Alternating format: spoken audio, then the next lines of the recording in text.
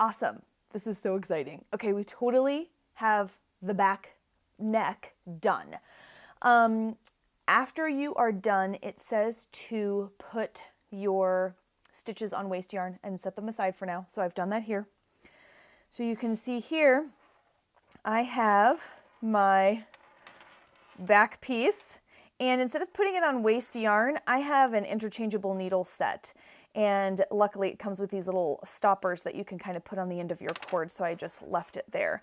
I also have a little pink marker here that is showing me what the front side is. Once you get into the hourglass, you can kind of tell like the knits are on the front and the pearls are on the back, so it's a little easier to tell. But while you're doing the ribbing, I wanted to make sure that that was very clear.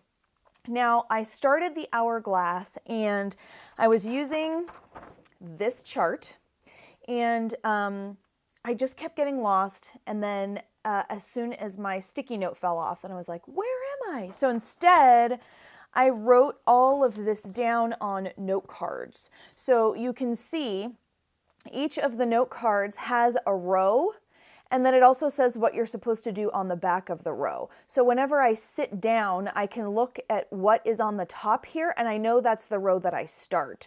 So it's also a very easy way to be able to put it down and come back to it and know exactly where you are.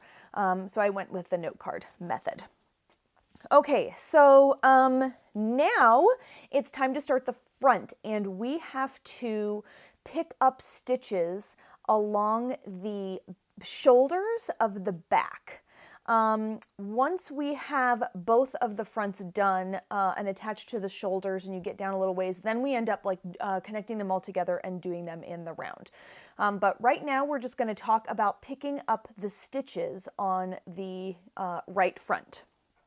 Okay, so here is my back, and we are going to pick up stitches on the right front. So if this is the back and we turn it over because this is the right side, okay, this is going to be on your right shoulder. Does that make sense? Okay, so you have to kind of, if you have to take it and swing it over and be like, which side is which, so you know where to start, that works just fine too. Okay, so this is, if this was on your back, this is the right back. So this is where we want to pick up stitches, okay? So we are going to pick up stitches with the needles. You'll notice here I've taken my needles off and put them on another cable. I have another cable. So I'm just going to kind of let one hang, and I'm just going to use this for now, okay? All right, so here is my right back, and this is going to be the right front. Now, let's just take a quick look at, let's see if I can show this to you. If you stretch this out, you'll notice it looks very short, like how am I going to get 21 stitches on there, which is what my pattern calls for, is 21. So if I stretch it out, you'll be able to see little loops for each stitch. So there's one there and one there and one there and one there and one there. So basically, if you look at the ribbing, you're going to grab a stitch at the top of this knit round, and then you're going to grab one at the top of this purl round, then at the top of this knit, then at the top of this purl, then this knit and this purl. So that way you'll get all of your stitches in there. I've got my needle here, okay? Now, I am going to start on the very end. So we have this edge is curving a little bit like this. So if you kind of stretch it out, you can see that we have the end here, and then we have like a purl ridge in there, right? And then a knit and then a purl. So you just have to be careful. You might have to do this several times. If you get all the way across and you've only picked up like 18 stitches and you're supposed to do 19, then you can pull it out and try to get another one in here. Once you get in the middle, it's pretty obvious where to pick them up. So just take your time. So I'm going to go ahead and go right in what I think is the very end. just like this. Now, when you pick up stitches, notice I am going under both legs of the loop. You don't want to go under just one leg of the loop like this because it'll pull and leave a hole. So I'm going to go under both, oopsie, and then I just did one. Let's go like this. Stretch this guy out. We're going to go under both legs of that loop, just like that, okay? Now, I have my yarn attached to my ball over here, so I'm just going to make a loop like this, and I'm going to hook it over this, and I'm going to very carefully, using one needle and using this hand to pull the fabric over, I'm going to slip underneath both of those legs and pull up a loop from my yarn. Oops, I got it caught. Hang on. Let's try again. This is a little difficult, so just take your time. So we've got this.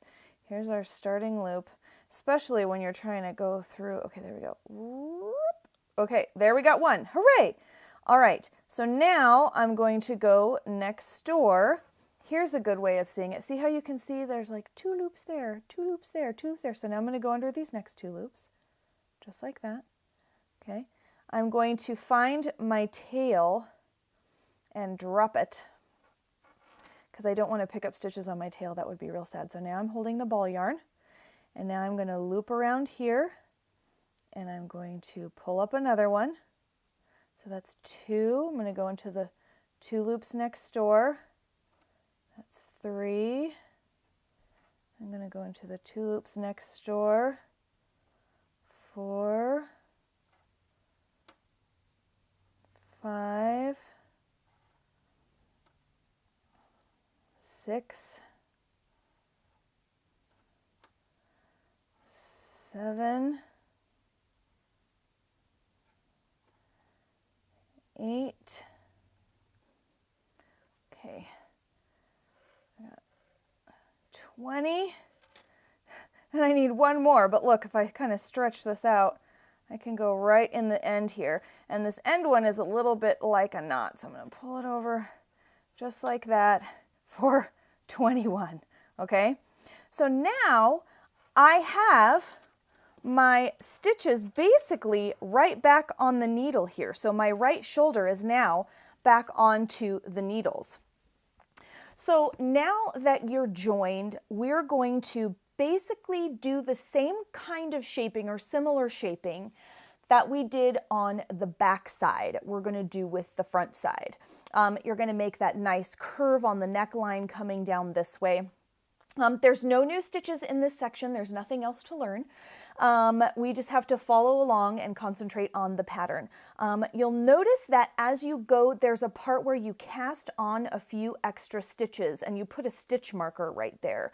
This is going to become the buttonhole band on the V-neck of the Henley.